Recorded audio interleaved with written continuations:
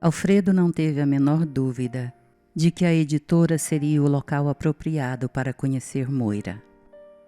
Depois do expediente, ninguém os incomodaria com interrupções. Os dois poderiam conversar sossegados. Com a aproximação do lançamento do livro de Ana Carolina, o ritmo de trabalho na Casa Lamourière havia se intensificado bastante naquele dia. O telefone tocou mais do que de costume. Helena entrou em sua sala várias vezes para acertar detalhes e fazer ajustes finais. E ele conduziu tudo com seu típico entusiasmo de pré-evento, mesclado com a ansiedade pelo encontro com Moira. Nos poucos minutos do dia em que esteve sozinho, ensaiou algumas palavras para dizer a ela, mesmo sabendo que a emoção certamente o trairia. A todo instante a voz de Bernardo ecoava em sua mente, como um sopro de brisa, criando as mais belas imagens em seus olhos e desenhando sorrisos silenciosos em seus lábios. Ela tem um olhar sincero, um sorriso cativante, uma voz macia.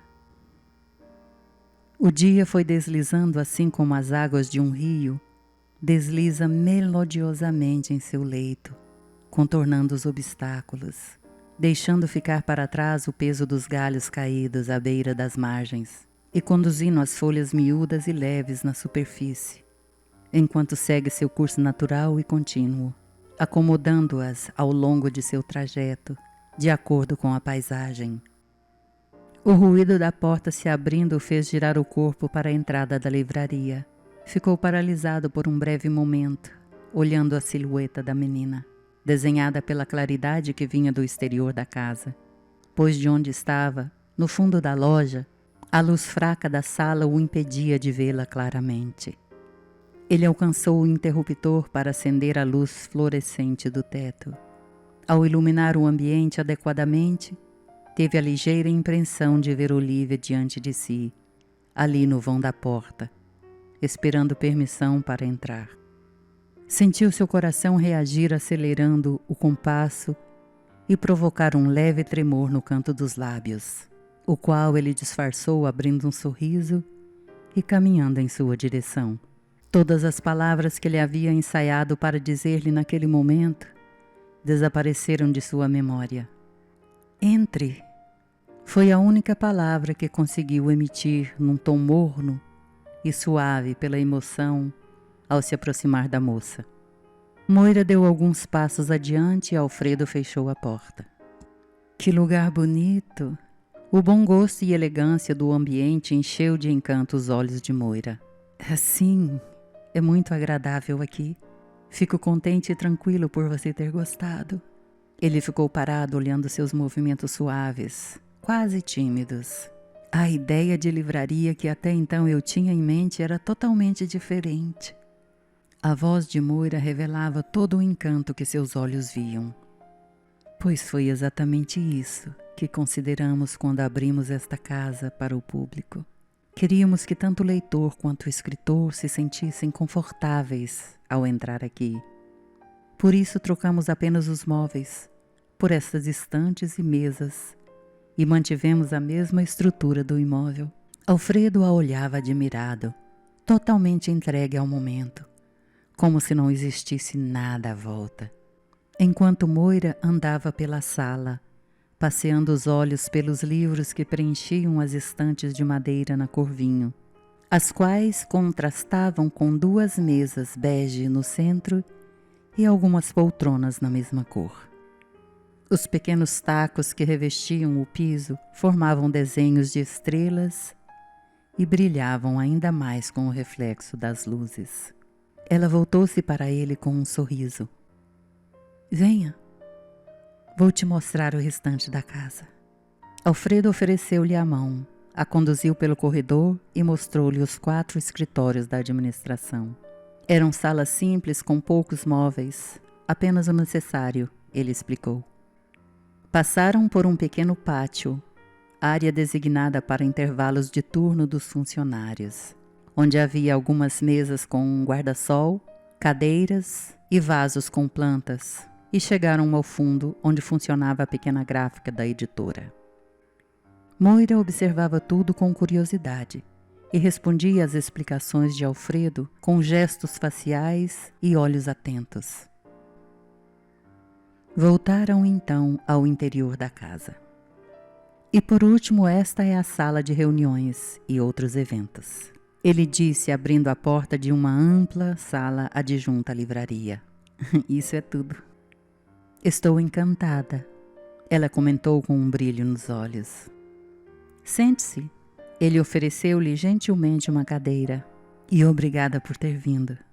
Imagina. Ela se acomodou. Me fale um pouco de você. Ele pediu, depois de se acomodar na cadeira do lado oposto da mesa. A menina olhou em seu rosto, analisando cada detalhe de sua fisionomia.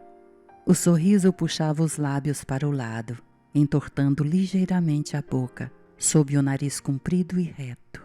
Os olhos pequenos e redondinhos, de olhar profundo, pareavam quase juntos, destacando sobrancelhas espessas no espaço pequeno da testa lisa, onde começava o cabelo castanho todo penteado para trás. A beleza de Alfredo parecia vir da alma, porém a figura daquele homem magro e alto era extremamente charmosa. Por um breve momento, ela imaginou a mãe envolvida naqueles braços longos. Por que não falamos de algo que temos em comum? Alfredo reagiu com os olhos, mostrando uma expressão de surpresa. Minha mãe, ela completou. Você deve estar se perguntando por que eu nunca as procurei, não é? Ele se desconcertou. Jamais me fiz essa pergunta. Soube desde sempre que o envolvimento entre vocês foi um segredo revelado pela minha existência. Não fosse isso, ninguém teria tomado conhecimento. Se eu tivesse tomado conhecimento de sua existência há mais tempo, eu a teria procurado, mesmo indo contra a vontade de Olívia. Quando deixei Canteiros, ela foi firme em dizer que o nosso envolvimento terminava ali. Nosso relacionamento foi breve, mas intenso e profundo. Sabia que ela não voltaria atrás. Olívia sempre foi muito dócil, porém firme em tudo que dizia. Sei disso pelo que minha avó conta. Ela nunca me olhou com bons olhos. Sei disso também, mas não pelo que ela conta, e sim pelo que ela não conta. Essa é sua maior virtude. Se não pode falar bem de alguém, não fala nada. Como está a sua mãe? Se casou? Então você ainda não sabe? Ou seja, nunca soube? Do quê? Nasci prematura, em consequência de uma gestação complicada. Minha mãe não sobreviveu. Alfredo engoliu um nó que se formou em sua garganta e lutou para desfazer os milhões de pontinhos coloridos que instantaneamente começaram a saltitar em sua retina, atrapalhando sua visão e se misturando num zunido comprido que surgiu em seu cérebro. Em seguida viu as imagens do rosto de Olívia que estavam arquivadas em sua mente. Ele ouviu seu riso, sua voz entusiasmada, viu seu sorriso cativante, seu olhar sincero, quase inocente. Viu o movimento de seus cabelos sendo tocados pelo vento e, por fim, viu sua silhueta, desenhada pelo sol do entardecer no campo, ir se desfazendo no escurecer gradativo da chegada da noite. Aos poucos, Alfredo foi se refazendo e voltando ao presente. Havia em seus olhos um brilho de lágrimas pesadas em arrependimento e culpa. Em seu peito doía a saudade, a certeza do nunca mais, a sensação do abandono, do medo, o ato de covardia, a inércia, a omissão, o silêncio, o adeus há mais de 20 anos, confirmado naquele momento. Não, eu nunca soube, ele balbuciou emocionado, infelizmente. Sempre tive a impressão de que o que acontece em Canteiros permanece em Canteiros. Ela brincou, tentando ajudá-lo a suavizar o impacto daquela inesperada revelação. Receio que você tenha razão. Ele falou como se estivesse longe, mergulhado em memórias. De minha avó eu ouvi sobre a Olívia filha. De você eu posso ouvir agora sobre a Olivia jovem. Ela o olhava cheia de expectativas por uma versão nova sobre a história de sua mãe. Ela foi uma boa ouvinte e uma excelente observadora. Se dava por inteira naquilo que acreditava. Suas ideias eram próprias e ela não se deixava influenciar por nada. Nunca expressava seus sentimentos através de palavras. Ela os demonstrava com atitudes. E eu creio que foi por isso que eu admirei tanto.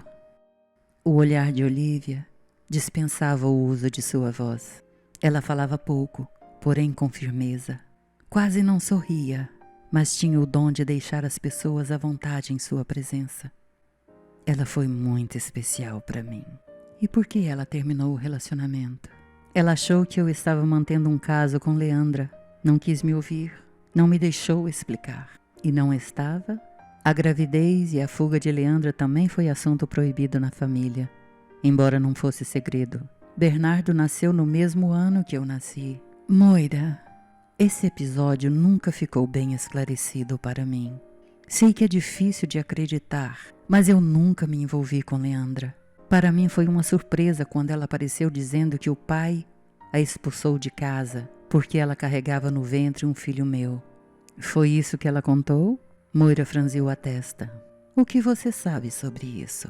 Ele perguntou desconfiado de que Moira sabia algo mais sobre aquela história. Por favor, me conte. Me tire essa dúvida. Olha, minha avó e a mãe de Leandra são amigas. Muito amigas. Elas têm lá suas conversas sobre esses assuntos proibidos na família. A versão que eu ouvi de minha avó é outra. Mas isso agora... Me conta o que você sabe, eu te peço encarecidamente.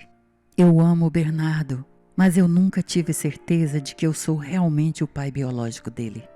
Isso só a Leandra pode confirmar. Agora, quanto a ela ter sido expulsa de casa, a história que eu conheço é bem outra. Seu Antônio ficou arrasado e envergonhado quando Leandra anunciou a gravidez. Ele a isolou dentro de casa, até esfriar a cabeça e pensar numa solução para o problema. Ao fim de alguns dias, resolveu que iria mandá-la para a casa de um tio no interior de São Paulo, onde ela ficaria até o nascimento da criança, a qual seria entregue para adoção. Leandra fingiu concordar com a decisão do pai. Embarcou em canteiros, mas nunca chegou à casa do tio. Ela fugiu. Desgostoso, seu Antônio nunca mais quis ouvir o nome dela dentro de casa. Alfredo ouviu em silêncio o relato de Moira. Depois se levantou e andou pela sala, enquanto cenas do passado perpassavam em sua memória. Experimentou uma sensação de perda irreparável, a qual se transformou em decepção e desembocou num vazio profundo. Ele nunca mais veria Olivia outra vez. Ele a havia perdido para sempre. O desejo de se aproximar de Leandra se diluiu instantaneamente. Agora só lhe restava Moira. Ela se tornava o real sentido de continuar dali em diante. E desta vez, Margarete não iria interferir. Moira, ele voltou-se para ela. Dê-nos a chance de nos descobrirmos como pai e filha. Como disse antes, se eu tivesse tomado conhecimento da sua existência há mais tempo, eu a teria procurado. Agora que a encontrei, quero tê-la ao meu lado. Quero que você seja parte da minha vida. Quero assumir o meu papel de pai. Quero cuidar de você. Não me negue esse direito. Ela se levantou e foi até ele. Alfredo Lamounière, por minha mãe, eu te concedo esse direito. Porém, temos um grande obstáculo à nossa frente. Dona Zefinha. Antes que eu possa chamá-lo de pai, você precisa conquistá-la. Alfredo buscou suas mãos e gentilmente a envolveu em seus braços longos, um gesto de carinho e proteção. Sei disso, minha querida. Ele falou, num tom sincero e paternal.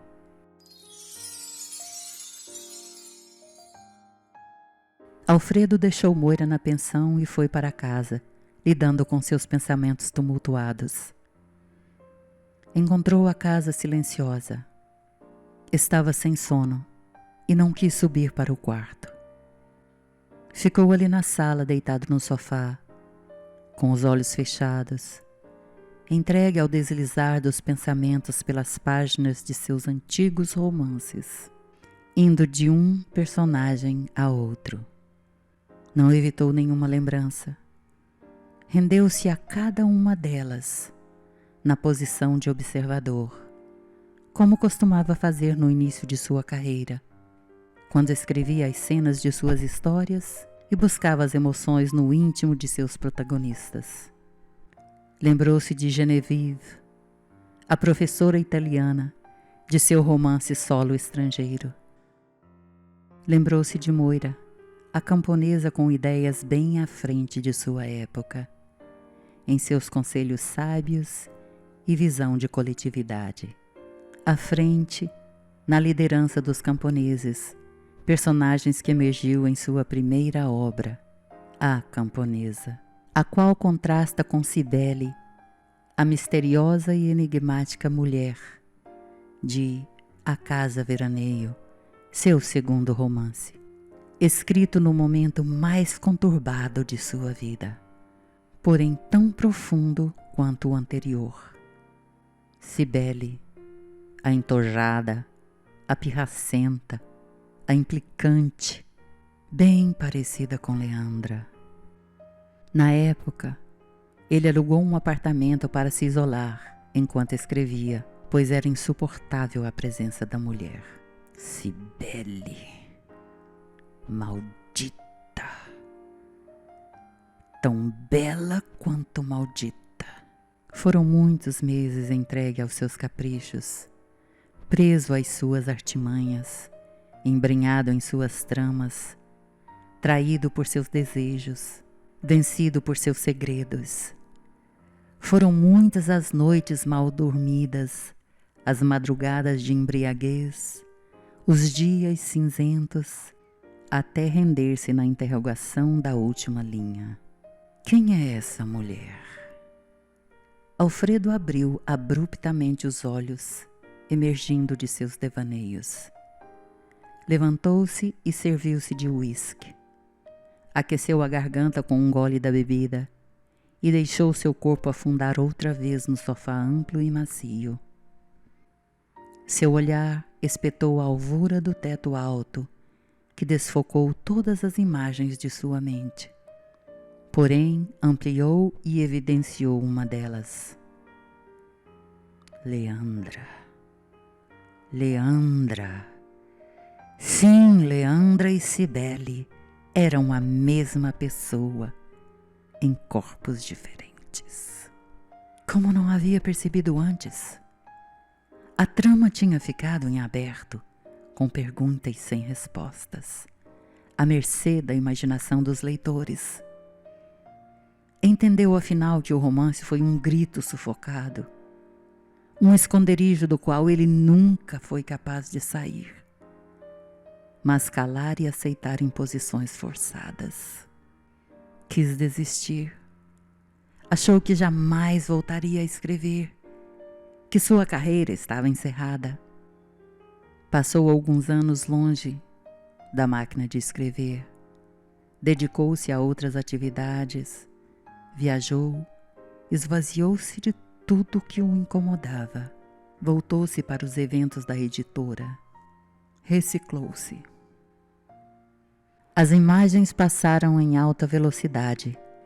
Ele as observou como quem observa a paisagem pela janela de um trem veloz. Sentiu-se dentro de um túnel totalmente escuro por um breve momento.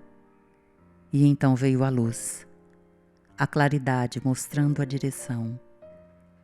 Todas as imagens se dissiparam e um sorriso se formou em seus lábios. Na manhã seguinte, pediu a Rebeca para fazer uma boa limpeza em seu apartamento. Levou-a até lá e disse-lhe que o porteiro chamaria o transporte para levá-la de volta a casa, no fim do dia. Na editora, fez limpeza nas gavetas, eliminou alguns papéis, separou alguns objetos e pediu a Helena para colocá-los em uma caixa. Entrou no carro e rumou decidido para Canteiros. Celeste o reconheceu assim que ele se aproximou e a cumprimentou. Como vai, Celeste? Alfredo Diniz! Ela exclamou surpresa ao vê-lo. Tem um quarto disponível para mim? Ele perguntou num sussurro. Sim, claro. Ela sorriu. 6 meses? Apenas por alguns dias. Ela entregou-lhe a ficha de registro de hóspede. Desta vez o que o traz a Canteiros? Ela estava curiosa. Alguns assuntos que ficaram obscuros no passado. Ele falava enquanto preenchia o papel, mas que agora merece o devido esclarecimento. Celeste balançou a cabeça concordando. Ele devolveu-lhe o papel devidamente preenchido. Parece que tudo tem a hora certa para acontecer, não é? Ela entregou-lhe a chave. Também penso assim. Por isso estou aqui. Podemos conversar em outro lugar? Sim, podemos conversar no refeitório. Ela deixou a recepção e fez um gesto para ele a seguir. Sente-se. A casa está tranquila, mas devo ficar atenta até minha filha chegar. Você tem uma filha? Sim, tenho. Ela também trabalha aqui. Foi até a farmácia, mas já deve estar voltando. E você? Tem filhos? Ele pensou por um breve momento. Correu os dedos pelo cabelo e olhou para ela. Descobri recentemente que tenho uma filha. Celeste desviou o olhar. Você sabia que Moira é minha filha? Sim, Alfredo. Olivia me contou. Éramos muito amigas. Você não imagina o quanto eu me arrependo de não tê-la procurado antes. Tanta coisa poderia ter sido evitada. O que, por exemplo? Meu casamento com Leandra. Então vocês se casaram mesmo. Ela estava grávida. Dizia que a criança era minha. E você acreditou. Ela estreitou os olhos, mostrando um certo ressentimento pela atitude da irmã. Ah, Alfredo, você ainda não conhece a Leandra, mesmo depois de todos esses anos. Eu quis esclarecer essa questão logo no início, mas meu pai não permitiu. Então você sabe que eu nunca me envolvi com ela? Espera um instante, eu já volto. Celeste se levantou percebendo a chegada de Isadora e foi avisá-la de que estava numa conversa importante com um amigo. A menina olhou para Alfredo, o cumprimentou com um aceno de mão e Celeste voltou ao refeitório. Agora podemos continuar. Onde paramos? Eu perguntei se você sabia que eu nunca me envolvi com Leandra. Sabia.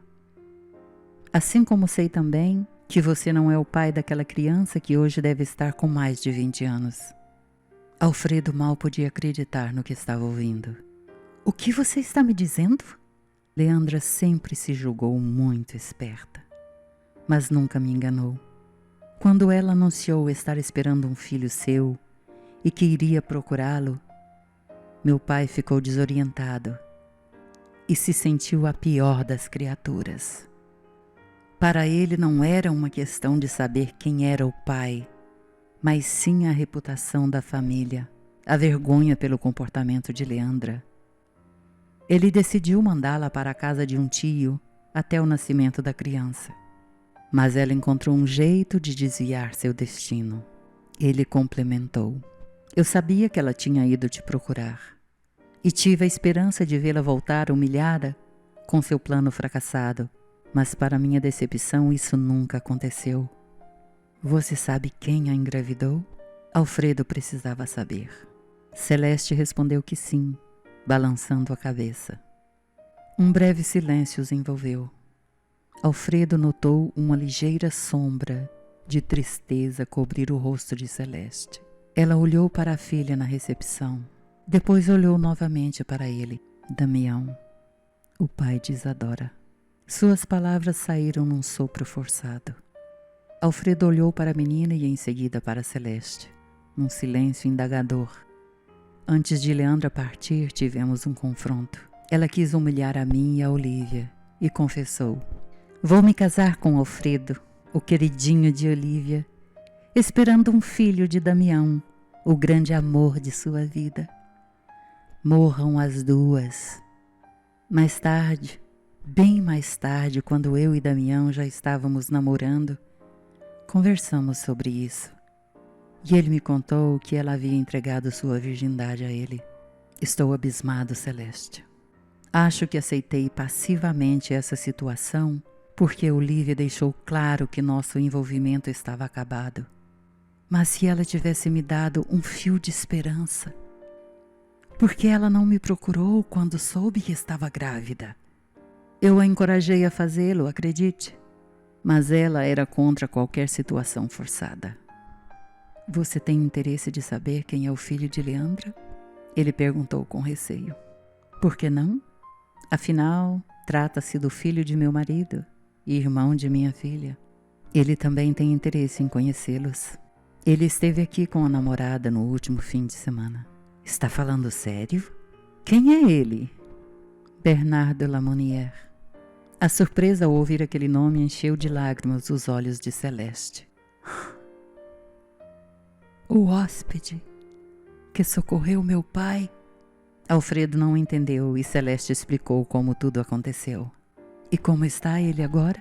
Ele continuou hospitalizado, em tratamento. Está se recuperando bem e gradativamente. Fico feliz em saber. E agora, o que você pretende fazer? Eu preciso ir ver Dona Zefinha, pedir-lhe perdão e reparar o meu erro do passado. Espero que ela me receba e me dê a chance de falar. Moira já me alertou de que esse é um grande obstáculo entre nós. Sim, vá falar com ela. Abra seu coração. Dê-lhe a chance de conhecê-lo. Obrigado, Celeste. Nos vemos mais tarde, então. Alfredo deixou o hotel e seguiu em direção à casa de Zefinha.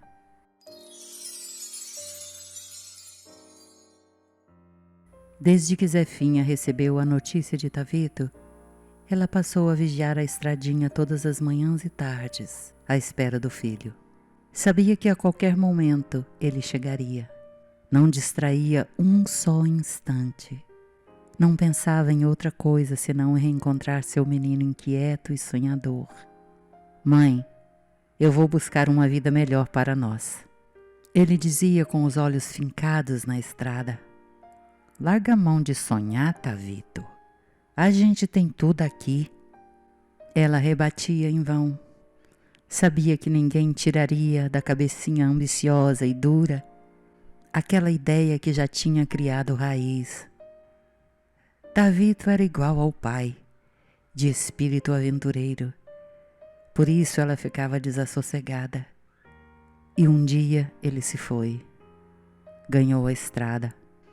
Eu volto, mãe, chora não. Separar de Olavo foi muito doloroso, mas não havia preocupação. Deus o levou. Com Tavito foi diferente. Ele estava no mundo, entregue aos perigos. Seu coração apertava à medida que os anos passavam e nada dele voltar, nenhuma notícia.